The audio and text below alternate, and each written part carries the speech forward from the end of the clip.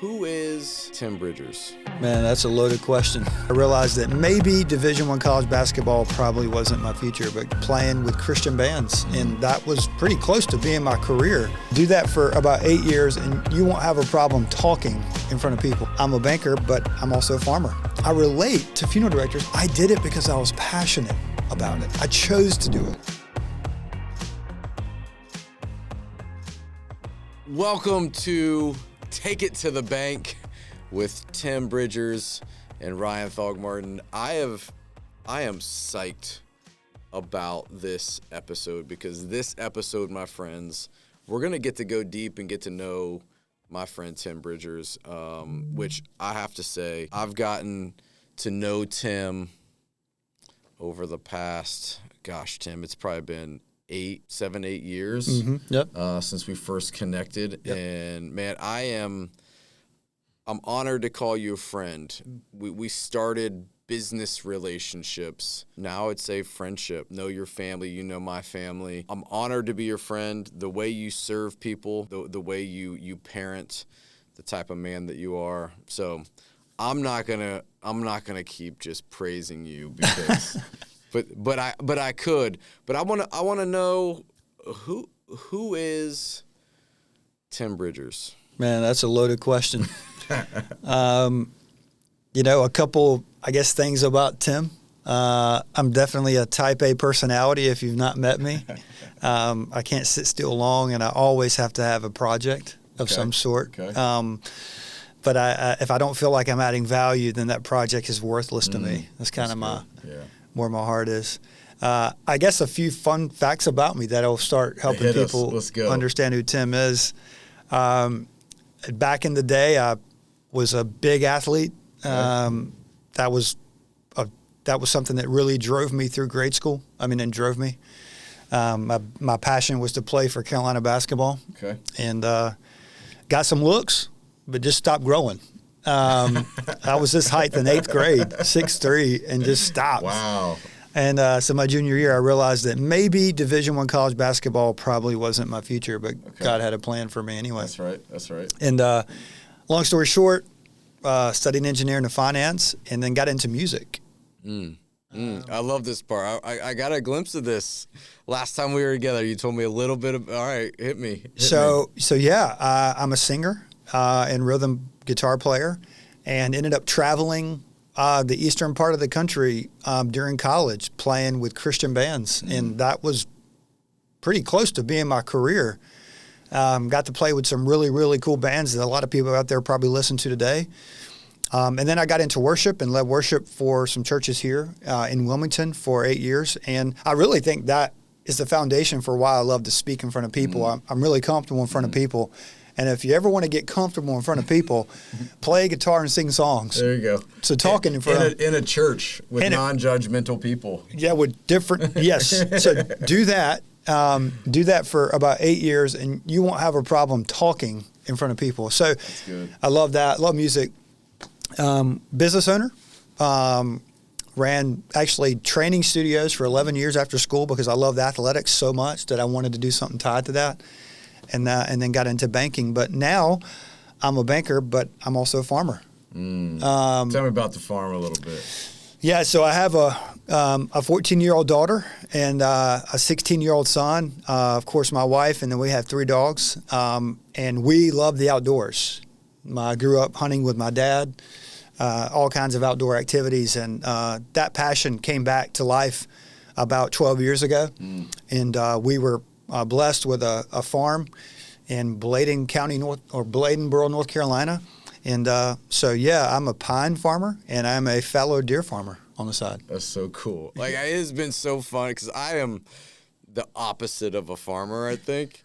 But I grew up in farm country, surrounded by cornfields and dairy farmers. So, you're doing a different type of farming. But, man, it has been so cool to have some of these conversations, about deer. I say deer, you call it something fallow. Well, it's a fallow European deer, but it's a deer. Okay. Yes, it's really people are looking at me sideways, because out and about they see hair, gel in my hair, and they see my suits and whatnot. You're a clean cut guy. You're a Calvin Klein model. Well, I don't know about that, but I'll tell you what it is. I feel we were blessed with this farm, and I'm just trying to be a good steward. And so being able to maximize that property and build something for my family in the future, and it keeps me busy on the weekends. I love it. So I love that. Dude, that's so cool. All right, I got a couple questions based on what you said. Okay. Best NC basketball coach of all time. Oh, that's easy. All right. Dean Smith. Okay. Yeah, right. yeah. Well, I didn't know if you were going with Dean or Roy because I saw in your office you've got a piece of the floor autographed by Roy. So. I do. I think that it's just hard to refute Dean Smith. He's the GOAT, man. I mean, he's the GOAT of coaching. He's the GOAT. When you think about Jordan's success and Jordan's respect for Dean, there's something to that. And I had the pleasure of going to camps under Dean Smith, and he was one of the gentlemen that called me during grade school and told me they were watching. Wow. So you were a stud. The Carolina basketball camps, man. That was it. That now looking back, I realize all that was a recruiting platform for Carolina, and we paid to do it. So sure. No, man, it was very special. But yeah, Dean Smith for sure. That's cool. All right. So the other question I have for you, one of the things that I respect so much about you is I've never told you this, and you probably have no where I'm going, but every time that we are together and we break bread, you pray or you say a blessing. And knowing the background now in Christian music, that makes sense. Tell me a little bit about your faith.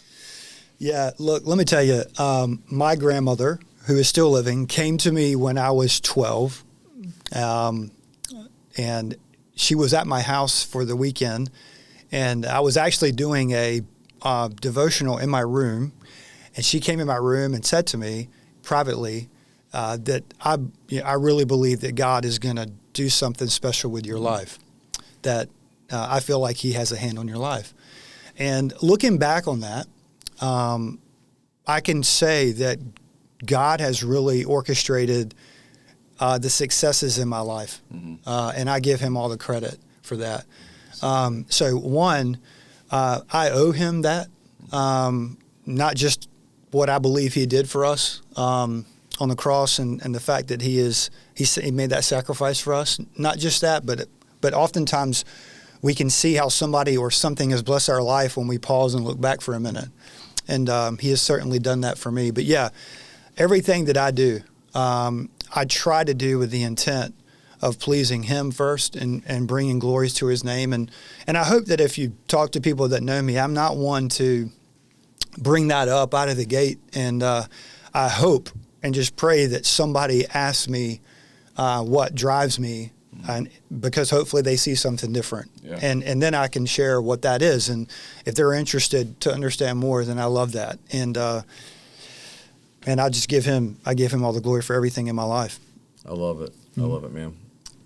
You want to riff for us real quick? You want to sing something? No. I'm not prepared. I'm not prepared. Forgot that lemon honey water. Okay. Oh man, that's a good one. Yeah, all right. Tear off the roof. So that is the personal side of Tim Bridgers. Give me some professional. How long have you been at Live Oak Bank? Yeah, so we came to Live Oak in 2014, and you want to talk about the Holy Spirit orchestrating some fun stuff. I came here in 2014, was actually recruited, told that there was an opportunity to help the fitness program here at Live Oak, and that they were looking, and so I contacted them and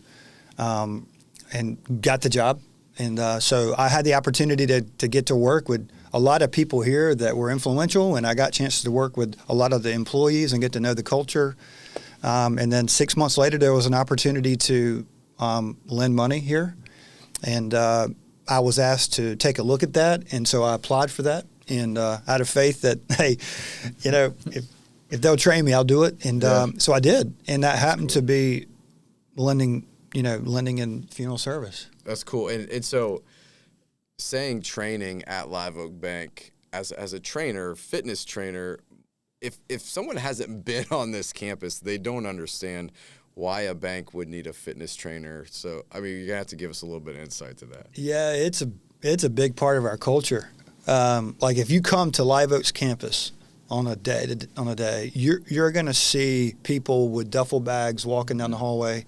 You're going to see people with workout clothes on that just don't change back into their work clothes. And it's somewhat celebrated in a way, unspoken, right? We love to see people take care of themselves. We know the benefits, psychology, and the physical aspects of exercise. And our CEO, Chip, has invested in a beautiful facility for us to be able to do that on campus. And you know what? We don't have to leave. So we're here more and we're working more, and then we're feeling more energetic. So it's been a good combination. Like a guy like me could walk into this bank campus and feel completely home because like it's not a bunch of suit and ties running around, which is awesome. It's funny because I'm trying to actually wear more of what I wear here out in the space. Yeah, good. Let's go. But like this is it, and that's why I wore this today. I want you to feel Live Oak, and I mean, when you come to Live Oak, it's a polo. I love it. Yeah, it's such a cool campus. All right, what has it been like? So you go from small business now into as a trainer here, and then into a banking role in death care. Like, what has been your experience in the funeral profession? It's been great. I remember when I first came over, and keep in mind, I had the kind of mechanical engineering training and background, so I'm always thinking of a project and the way to improve something that's been, and I spent a lot of time in those studies, so it's wired in me. And then the finance piece, I love numbers. So when I came on the team, I started picking up on a need for small business owners to understand more about their financials and how to create a strategy to extract as much value from those financials as possible, and then to leverage them for financing. Right. My job at the time was to get them approved and find a way to get a yes to them. And so I'm like, in order for them to get a yes, they need to work on some things, sure. And I'm going to start telling them. And so I jumped in hard on creating education content, and I saw that need, and I still see the need. I still see the need from a business perspective, not telling them how to be a funeral home owner or a funeral director. That is not my forte, sure. But how to operate and run a business, but more relating to the day-to-day challenges because I've been there. I raised my family running a small business. And here's what I relate to the most. Check this out. I relate to funeral directors not because training facilities was like a funeral home. I did it because I was passionate about it. I chose to do it, okay? Mm-hmm. And I took what was tough about that business with it. Funeral directors are passionate about serving families, and they choose it, and then they have an opportunity to buy it, and they choose that. That's so good. Okay? Yeah. And so, but just because I chose that doesn't mean I don't need accountability and support, and I knew that. And so one of the reasons I was so excited to take the lending job here is because I'm like, man, I want to give back to small business owners what I needed. Yeah. And to this day, that's my focus, and that's how I lead this team. I love it. All right. I want to wrap up with this question. Yep. You have seen a lot in almost a decade in death care. How have you seen the profession change, and do you see the profession going? 10 years is not a long time compared to some of the peers and people in our space. You think of people like names that come to mind, Jake Johnson and Bob Eakins and Frank Rosenacher, Doug Gerber, Tom Johnson, who recently, passed, and just those names, right? And you look at 10 years and you're like, man, I don't have much perspective compared to those guys, right? But in my short time, what I've noticed is that the space has become really, really focused all of a sudden on growth through acquisition and succession. Like, and it's always been talked about, and early on, like my first 5 years, it was always a topic at the table. Mm-hmm. But now we're in it, and I'm seeing it like crazy. But the part of this, and I'm sure people watching this will say, well, I've seen it for years. Well, the thing that I'm seeing inside of it, though, I'm seeing a lot of people outside the space coming in and really disrupting and challenging the opportunity for a lot of funeral directors to have a chance to own. And I'm seeing this conflict and this battle and tension. So I'm seeing that. Yep. I'm also seeing the business flourish in terms of getting outside of its comfort zone. It's getting way better, and since COVID especially, but it's getting way better at diversifying its product mix and getting uncomfortable with adding that reception hall or that wedding center, changing the branding. It's forcing people out of their comfort zone, and I love seeing that. So I'm seeing that change quite a bit. Yeah. And then, of course, you're seeing the method of disposition diversify with NOR or, natural organic reduction and some other options. And I love seeing that because I think that our community is changing. People's perspective is changing on the environment. And I love seeing the fact that we're adapting to that and being open to it. I love it. Well, Tim, thanks for being candid and transparent and open and relational to go a little bit more, go a little deeper on who Tim Bridgers is. So there you go. You can take that to the bank. Love it.